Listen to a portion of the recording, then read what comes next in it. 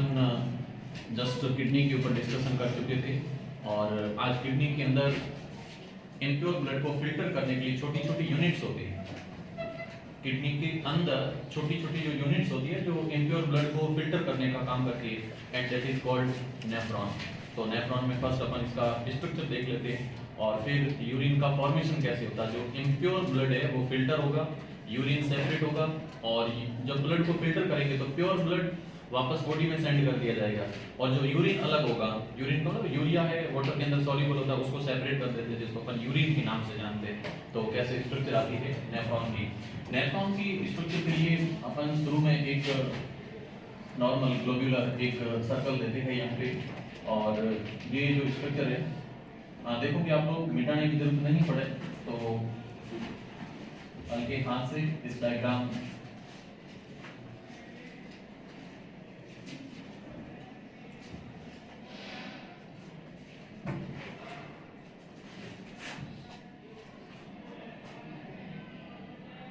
कहीं को लगता होगा गलती से एक बड़ी और एक छोटी ट्यूब बन गई है, लेकिन ये ऐसी होती है।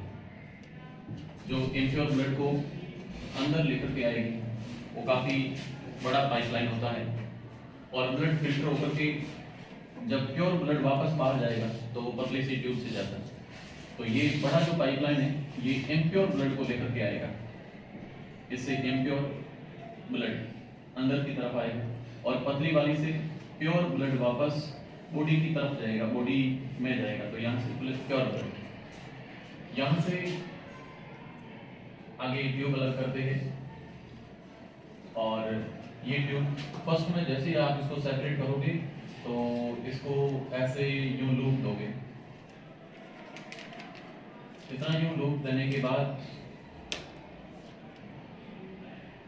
यहाँ ऐसे लेके जाओगे, यहाँ से इसका सेकंड टर्मिनल इसके साथ ही साथ ऐसे लेके जाओगे।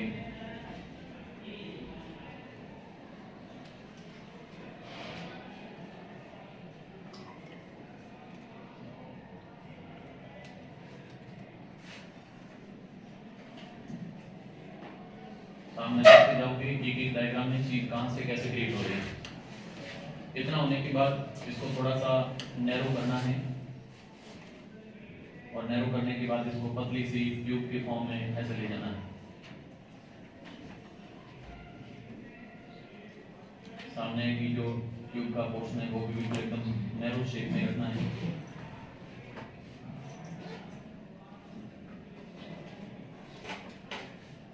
फिर इसको वापस एक नॉर्मल शेप में लेके आना। नॉर्मल शेप में लाने के बाद थोड़ा सा यहाँ से राउंड देते ही इसको कलेक्टिंग ट्यूब से कनेक्ट कर दोगे।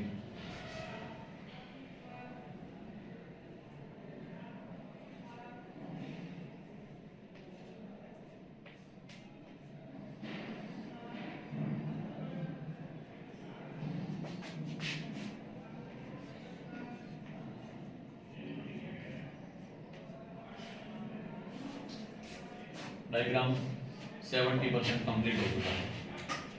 ये जो इम्प्योर ब्लड को लेकर के आती है एपिरेंट आर्टरी जिसको कहते हैं, ये जैसे ही अंदर आकर के ओपन होती है तो ओपन होने पर इसके अंदर छलनियों के जैसी एक शीट लाइक स्ट्रक्चर अंदर बहुत फाइन ग्राइंड डिवाइडेड हो जाती है और ये जो अभी स्ट्रक्चर बन रही है इसका नाम है ग्लोमेरुलस।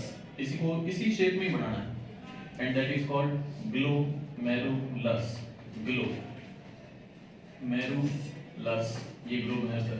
इसके बाहर की तरफ जो लेयर है that is called Bowman capsule.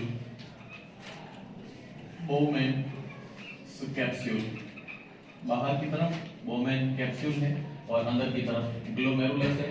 यहाँ से इम्प्योर ब्लड और यहाँ से प्योर ब्लड।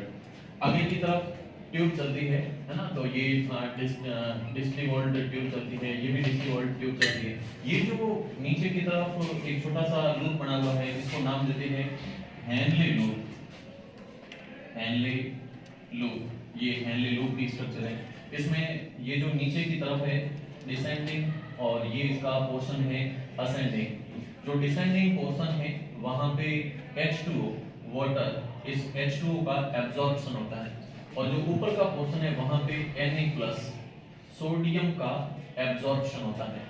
फिर ये ट्यूब है जाकर के यहाँ पे आकर के खुल जाती है और यहाँ पे कोई नेफ्रॉन किडनी में एक तो है नहीं, ऐसे ऐसे दोनों किडनियों में लगभग 10 लाख दोनों किडनियों में 20 लाख नेफ्रॉन पाए जाते हैं। तो ये 20 लाख नेफ्रॉन जाकर के मिलते हैं तो लास्ट में ये ट्यूब जाकर के यूरिनरी ब्लैडर में खुलती है। तो ये मेन ट्यूब है जिसको कहते हैं कलेक्टिंग ट्यूब। तो यहाँ से पूरा का पूरा यूरिन कलेक्ट हो जाता है। तो ये है कलेक्टिंग ट्यूब और इस कलेक्टिंग ट्यूब के अंदर यूरिन कलेक्ट हो जाता है। तो अब देखना बात यहाँ तक अगर अटकती नहीं है, क्वेश्चन आता है कि यूरिन का फॉर्मेशन कैसे होता है। किडनी तो एक नाम मात्र के ऊपर की स्ट्रक्चर है, अंदर सारा प्रोसेस इस नेफ्रॉन में होता है। ये छोटी छोटी उसकी यूनिट है और इसी में इम्प्योर ब्लड आएगा, फिल्टर होगा और प्योर ब्लड वापस बॉडी में जाएगा और यहाँ से जो यूरिन अलग होगा उसको सेपरेट करते हैं। एक छोटा मोटा तुम्हें पता चल चुका है। नेक्स्ट में यूरिन का फॉर्मेशन अच्छे से ध्यान से याद रखोगे। यूरिन का फॉर्मेशन 3 स्टेप में होता है। यूरिन फॉर्मेशन 3 स्टेप में होता है और यूरिन का जो फॉर्मेशन होगा, यूरिन फॉर्मेशन 3 स्टेप में जो होता है उसमें फर्स्ट स्टेप का नाम है अल्ट्रा फिल्ट्रेशन। फर्स्ट में अल्ट्रा फिल्ट्रेशन होगा, जिसको अल्ट्रा फिल्ट्रेशन इसलिए कहते हैं क्योंकि जैसे ही अपनी पूरी बॉडी का इम्प्योर ब्लड आकर के किडनी में घुसेगा, किडनी का मतलब जाकर के वो डायरेक्टली नेफ्रॉन में एंटर कर रहा है और नेफ्रॉन के भी जिस पार्ट में एंटर कर रहा है उसका नाम होता है बोमेन कैप्सूल। यहाँ से इम्प्योर ब्लड यहाँ पे अंदर एंट्री करेगा, एंट्री करता ही वो ब्लड जाकर के चला जाता है ग्लोमेरुलस में। ग्लोमेरुलस में छोटी छोटी छलनियां जिसकी 7 लेयर होती है। इन 7 लेयर में जब इम्प्योर ब्लड को फिल्टर किया जाता है तो फिल्टर करने पर glucose, fructose, RBC, WBC, platelets, fibrinogen, sodium, potassium, bicarbonate, chloride, sulphate, जितने भी बॉडी के लिए अच्छे मटेरियल हैं उन सभी को तो इस छलनी के ऊपर रखा जाता है, जिसको वहां से उठा के वापस बॉडी में भेज देते हैं और जो काम की चीजें नहीं है उनको आगे भेज देते हैं हेनले की लूप के थ्रू कलेक्टिंग ट्यूब की तरफ। ये पहला प्रोसेस लगातार होता रहता है जिसको कहते हैं अल्ट्रा फिल्ट्रेशन। हर एक छोटे छोटे मॉलिक्यूल को चेक कर करके वहां फिल्टर करते हैं, किसको वापस भेजना है, किसको आगे भेजना है।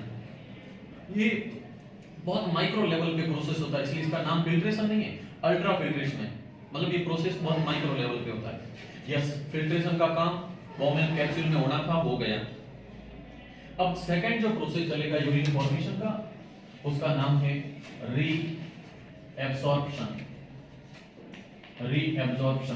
और जब रीएब्जॉर्प्शन होगा तो पहले जो फिल्ट्रेशन हुआ था उसमें काफी सारे अच्छे material glucose, fructose, protein, lipid, amino acid, glycerol, RBC, WBC, platelets, fibrinogen, protein भी होते हैं, sodium, potassium, chloride, bicarbonate, sulphate, ये खूब सारे मिनरल्स भी होते हैं।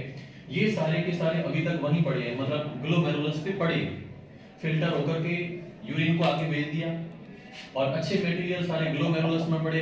इन अच्छे मटेरियल्स को वापस खींच करके बॉडी में भेजना। तो ये वापस खींच करके बॉडी में भेजने का प्रोसेस रीएब्जॉर्प्शन कहलाता है। पहला फिल्ट्रेशन होगा, वो भी बोमेन कैप्सूल में होगा, क्या नाम, बोमेन कैप्सूल में होगा। और रीएब्जॉर्प्शन वो भी यहाँ पे होगा लेकिन वो ग्लोमेरुलस के ऊपर से होगा। और थर्ड में जो अननेसेसरी मटेरियल्स बच जाते हैं तो उसमें बचता है यूरिया, यूरिन, मूत्र, और उसको यहाँ से बाहर निकाल देते हैं जिसको अपन नाम देते हैं सिक्रेशन। तो ये छोटा सा पॉइंट आता है कि यूरिन का फॉर्मेशन कितने स्टेप में होता है। स्टेप को सीक्वेंस से लिखोगे आप लोग। तो 3 स्टेप है। पहले में फिल्ट्रेशन होगा ग्लोमेरुलस में, और ये ग्लोमेरुलस है बोमेन कैप्सूल का पार्ट। फिर होगा रीअब्जॉर्प्शन यहाँ नहीं होता है, यहाँ तक रीअब्जॉर्प्शन चलता रहता है। यहाँ से पानी को वापस खींचते हैं चूहे, अपने यहाँ पे कैमल, इनका जो यूरिन होता है वो बहुत ज्यादा कंसंट्रेट होता है, गाढ़ा होता है, कारण वो एक तो डेजर्ट में रहते हैं और अगर यूरिन के साथ में पानी अगर बाहर निकल जाएगा तो बॉडी में पानी की डेफिशिएंसी हो जाएगी। इसलिए उनकी बॉडी 100% कोशिश करती है कि यूरिन के अंदर वाटर का लॉस नहीं हो। तो ये जो हेनले का लूप है ये वाटर को एनी टाइम रीअब्जॉर्ब करता है। तो रीअब्जॉर्प्शन है ना, वो यहाँ नहीं होता, यहाँ तक चलता रहता है। और यहाँ से ऊपर का पार्ट जो असेंडिंग पार्ट है, डिसेंडिंग पार्ट है, वो H2O और सोडियम दोनों को वापस रीअब्जॉर्ब करने का काम करता है। लास्ट में जो केवल यूरिन बचता है उसको कलेक्टिंग ट्यूब में डालते हैं, ये जाकर के खुल जाती है यूरिनरी ब्लैडर के अंदर। ये तो है यूरिन फॉर्मेशन का प्रोसेस। अपनी बॉडी के अंदर अपन ने पीनियल ग्लैंड पढ़ी थी। जिसको अपन मास्टर ग्लैंड भी कहते हैं। बॉडी की सबसे पीनियल नहीं, पिट्यूटरी ग्लैंड। और पिट्यूटरी ग्लैंड जो सबसे छोटी ग्लैंड होती है, उस पिट्यूटरी ग्लैंड के अंदर दो पार्ट होते हैं, बड़े लेवल पे अपन पढ़ते हैं। एक होता है एडिनो हाइपोफाइसिस और दूसरा होता है न्यूरो हाइपोफाइसिस। जो न्यूरो हाइपोफाइसिस सेकंड जो पार्ट होता है, उसमें एक हार्मोन निकलता है एडीएच, जिसका कंप्लीट नाम होता है anti diuretic hormone. Anti diuretic hormone, जिसका नाम है एंटी डाइयूरेटिक हार्मोन्स। और ये एंटी डाइयूरेटिक जो हार्मोन है, ये बॉडी के अंदर सेकंड इसका नाम होता है वैसोप्रेसिन। वैसोप्रेसिन, और ये वैसोप्रेसिन बॉडी के अंदर यूरिन फॉर्मेशन का जो कंप्लीट प्रोसेस है, इसको कंट्रोल करने का काम करता है। छोटा सा क्वेश्चन आता भी है कि बॉडी के अंदर यूरिन फॉर्मेशन किस हार्मोन के द्वारा कंट्रोल होता है, तो यूरिन फॉर्मेशन का कंप्लीट जो प्रोसेस है वो पिट्यूटरी ग्लैंड, और पिट्यूटरी ग्लैंड में भी बैठा है एडीएच। एडीएच का दूसरा नाम है वैसोप्रेसिन। ये कंप्लीट इसको कंट्रोल करता रहता है। अगर अपनी बॉडी में वैसोप्रेसिन है ही नहीं, किसी दिन अगर किसी फैक्ट्री का जो कमांडिंग डायरेक्टर है वो अगर है ही नहीं, तो कितना तहस नहस रहेगा। अगर यूरिन फॉर्मेशन का कंट्रोल वैसोप्रेसिन हार्मोन के पास में, ये हार्मोन निकलना अगर बंद हो जाए, तो यूरिन फॉर्मेशन बहुत रैंडम होना स्टार्ट हो जाएगा, अस्त व्यस्त आनी स्टार्ट हो जाएगी, रैंडमनेस से स्टार्ट हो जाएगा। बॉडी के अंदर यूरिन तो निकल रहा है, यूरिन से 4 गुना पानी बाहर निकल रहा है। अगर वैसोप्रेसिन होगा, ओनली यूरिन निकलेगा, उसके साथ में पानी की एक सिंगल वाटर मॉलिक्यूल की ड्रॉप भी बाहर नहीं निकलेगी। तो urine formation complete vasopressin control करता है। यूरिन फॉर्मेशन 3 स्टेप में होती है। फर्स्ट में अल्ट्रा फिल्ट्रेशन, सेकंड में रीअब्जॉर्प्शन, और थर्ड होता है सिक्रेशन। और ये कंप्लीट जो स्ट्रक्चर है, ये कंप्लीट स्ट्रक्चर है नेफ्रॉन की। कई बार क्वेश्चन आता है what do you mean by nephron, तो अपन नोट करते हैं simple structural filtration unit of nephron of kidney is also known as nephron. तो नेफ्रॉन ये छोटी सी स्ट्रक्चर रहती है। बड़े हायर लेवल पे जाओगे तब तुम्हें पता चलेगा कि अपनी बॉडी का जो यूरिन फॉर्मेशन होता है, उस यूरिन का जो कलर है वो यूरोक्रोम के कारण होता है। इसमें जो स्मेल आती है, किसी तुम सार्वजनिक शौचालय में जाकर के खड़े हो जाओ, सड़कों के किनारे होते हैं, 2 मिनट में आदमी बेहोश हो जाए। क्यों? अंदर जो स्मेल निकलती है, जो खराब गंध निकलती है, उसका कारण होता है अमोनिया, NH3 की गंध होती है। इसका जो pH वैल्यू होता है यूरिन का, वो 6.0 के अराउंड होता है। फिर ये थोड़ा बहुत वेरी करता रहता है। तो ये कुछ पॉइंट इसके रेस्पेक्ट में रहते हैं। ओके।